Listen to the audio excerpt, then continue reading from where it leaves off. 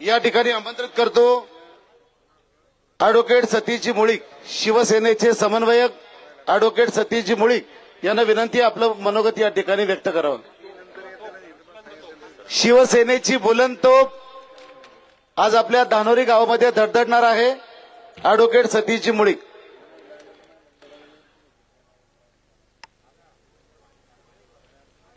लोक थांबले त्यांचे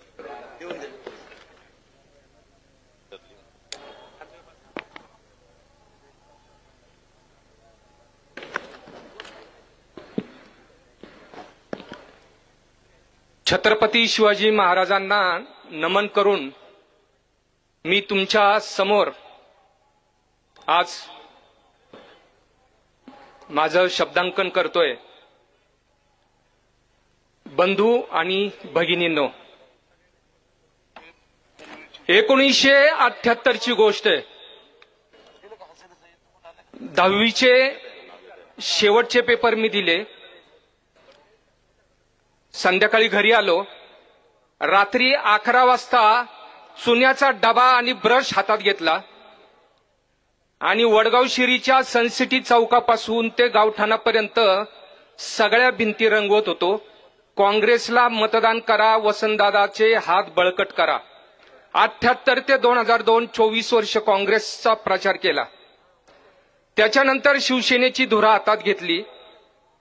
गेले 22 वर्ष मी शिवसेनेचं काम करतोय एकनिष्ठपणे।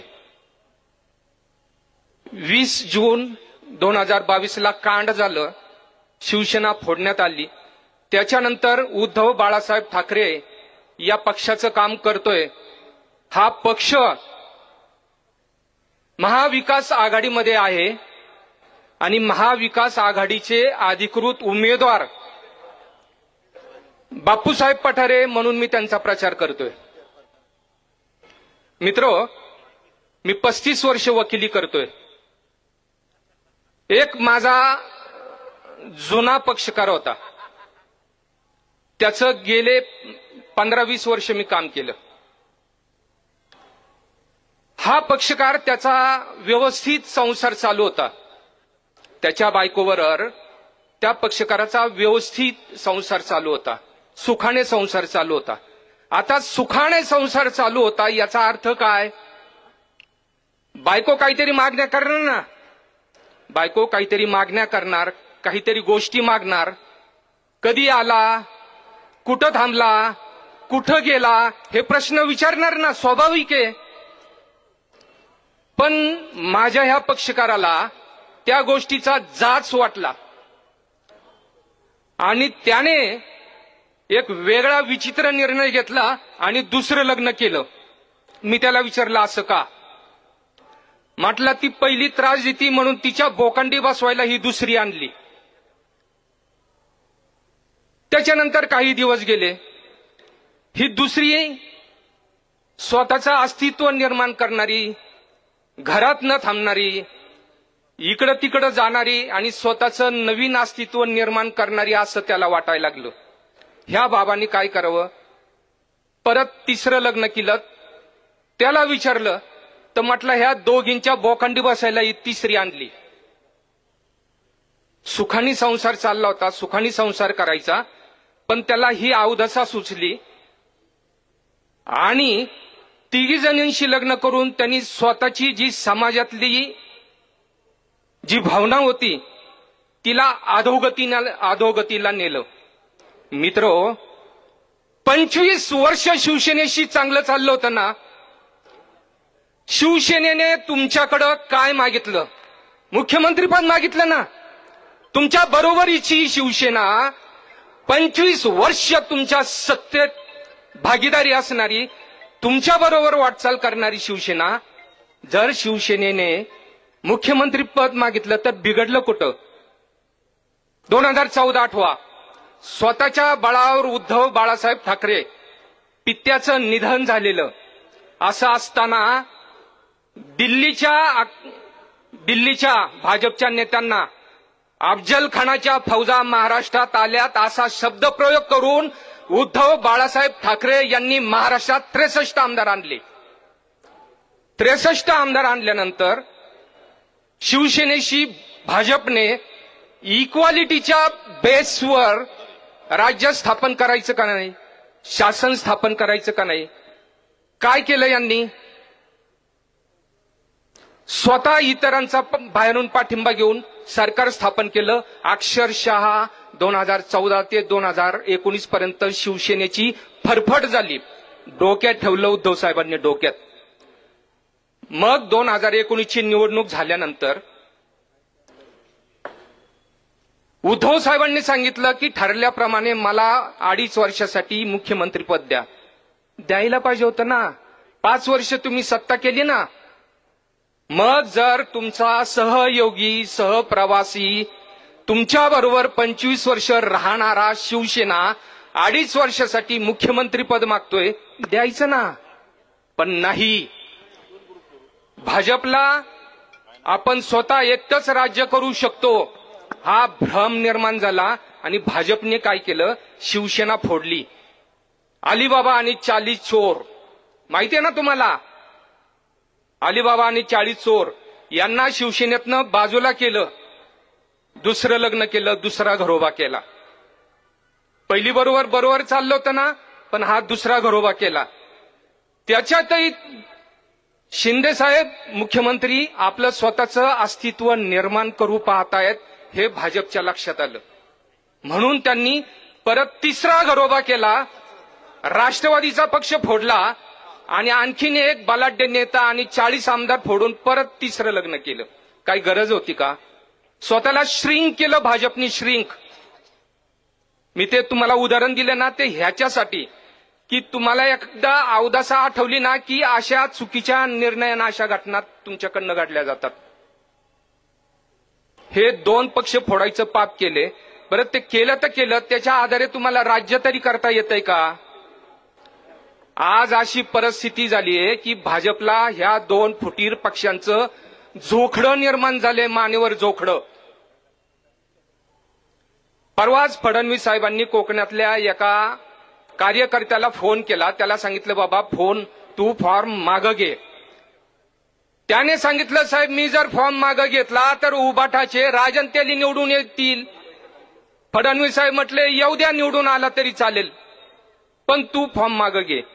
निवडून आला तरी चालेल म्हणजे केसरकर पडले तरी चालेल म्हणजे तुम्हाला हे जड झालेत का? शिंदे गटाचे लोक, राष्ट्रवादीचे हे घेतलेले लोक तुम्हाला जड झालेत का? तुम्ही फेकून द्यायला ठरवलं का? सिंदबाद नावाचा एक साहसी सफर करणारा दर्यावर्दी होता इराणचा.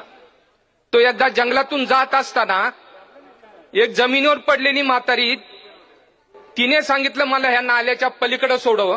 ह्या बाबाला दया आली आणि तिला खांद्यावर घेतली, पलीकडे नेलं, पण ही काय उतरायला तयार नाही.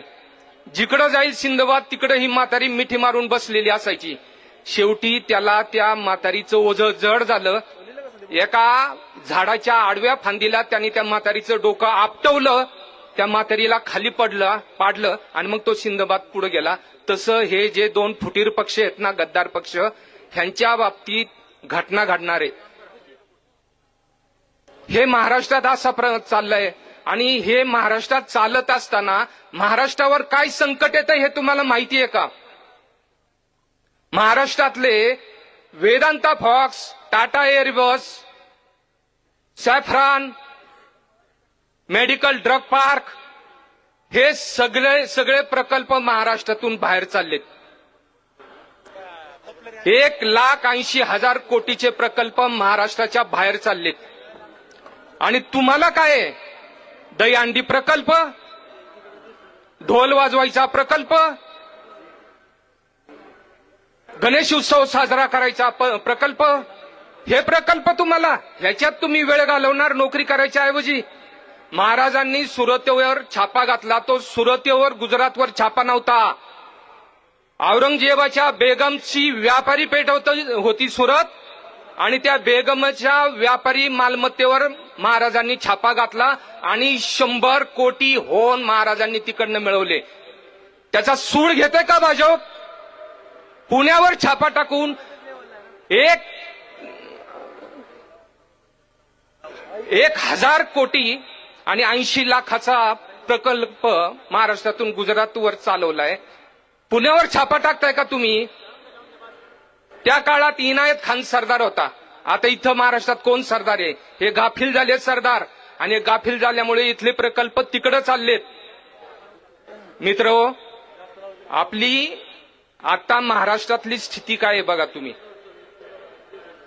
कोणत्या स्थितीत हे राज्यकर्ते हा महाराष्ट्र राज्याचं शासन चालवतात हे बघा.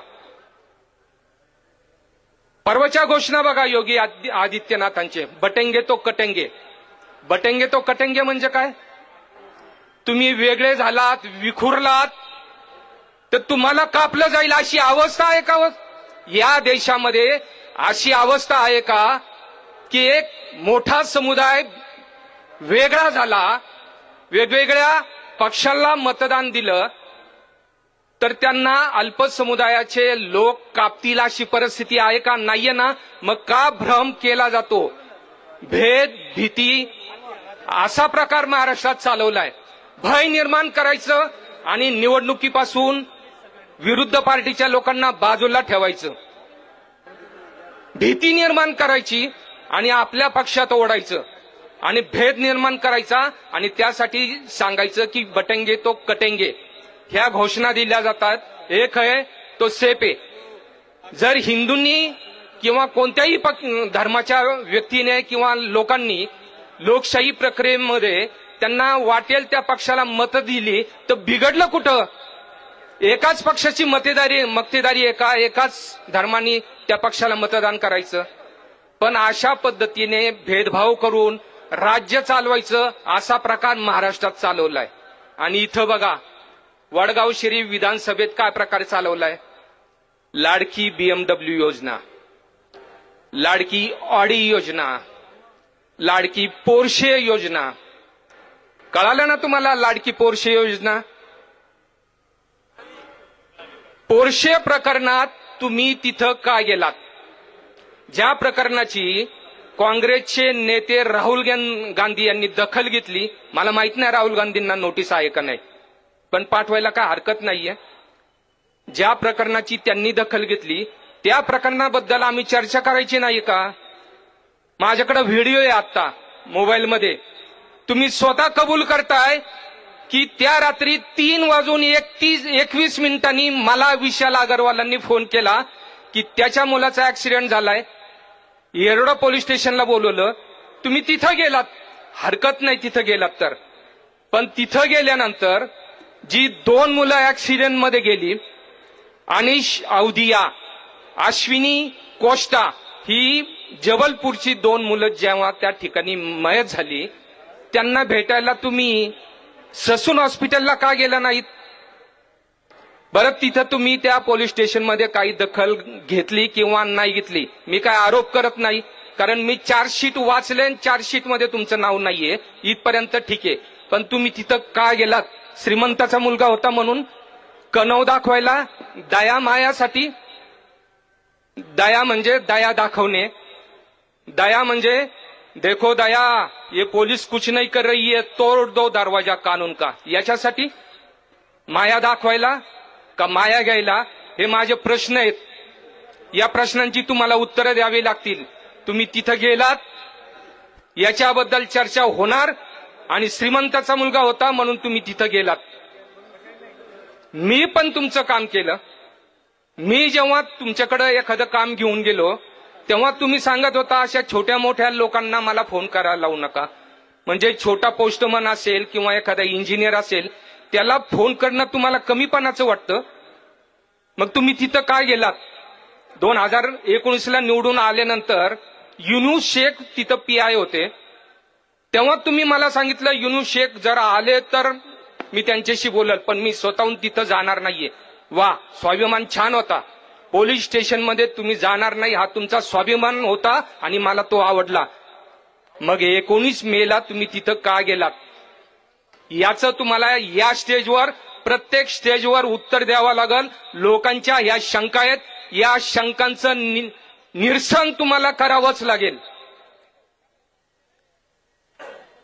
मित्रहो, आजच्या पेपरला सकाळमध्ये मी एक छापील अहवाल आत्ताच्या विद्यमान आमदारांचं वाचला. तास दीड तास मी घालवला याच्यात.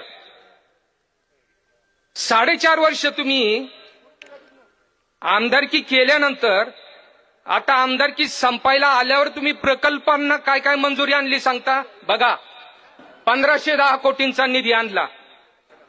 हे सगळं डिटेल बघा. आणि हा निधीचं वाटप कसं झालं, कोणकोणत्या योजनांना, ते पण डिटेल दिलंय. आणि त्याच्या खाली लय महत्वाची टीप आहे, खूप महत्वाची. 62 कोटी विश्रांतवाडीचा उड्डाण पूल कामाचे उद्घाटन झाले. एवढ्यातल्या अहिल्या भवन इमारतीचे 100 कोटी उद्घाटन झाले.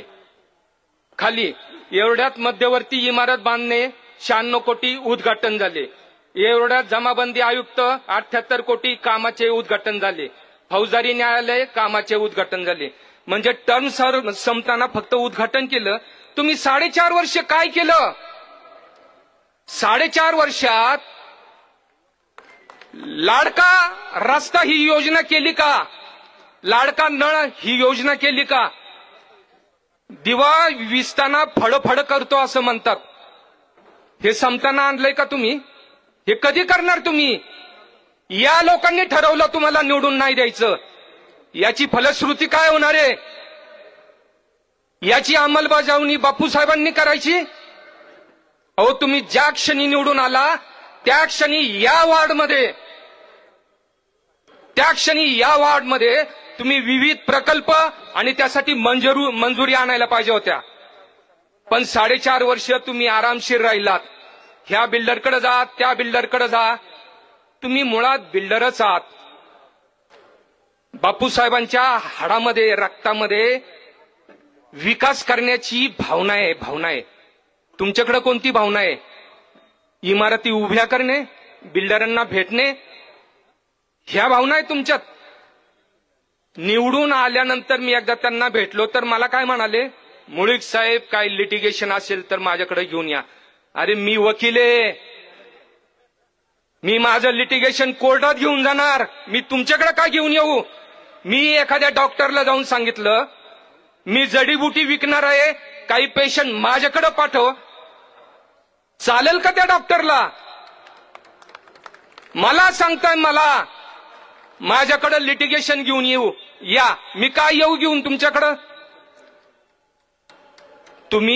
तुम्हाला लोकशाही प्रक्रियेने आमदार केल्यानंतर जी कामं करायची तीच कामं तुम्ही केली पाहिजेत. लोकांच्या हिताची, लोकांच्या सुधारण्यासाठी जी कामं आवश्यक आहेत ती कामं तुम्ही केली पाहिजेत. ते सोडून तुम्ही बाकीच्या गोष्टी करत असाल तर त्याला राजमान्यता नाहीये. तुम्ही वडगाव शिरी विधानसभा प्रभागातली परिस्थिती बघा. कोयता गँग डेव्हलप झाल्या. छोटी 15-16 वर्षाची पोरं हातात कोयता घेऊन दुसऱ्यावर हल्ला करतात. बघा, व्हिडिओ आहेत. लाज वाटती मला. माझ्या वडगाव शिरी छोटी मुलं कोयता घेऊन दुसऱ्यावर हल्ला करतात. ड्रग्जची विक्रेती होती. तुमचा त्याला पाठिंबा आहे असा अजिबात माझा आरोप नाहीये. पण तुम्ही विद्यमान आमदार, तुम्ही आमदार असताना गैरप्रकारांना तुम्ही आळा घातलाच पाहिजे. गैरकृत्य करणाऱ्यांना तुमची भीती वाटलीच पाहिजे. तर तुम्ही आमदार आहात, तर तुम्ही आमचे प्रतिनिधी आहात. का मटका चालवला जातोय? का ड्रग्ज विकले जातात? का पत्ते खेळले जातात? याला तुम्ही उत्तरं दिली पाहिजेत. तुमची आमदार असल्याची भीती गैरप्रकार करणाऱ्या लोकांना वाटली पाहिजे. पण ते करायचं नाही. असले भ्रामक उद्घाटनाचे फोटो छापायचे आणि मला निवडून द्या म्हणायचं.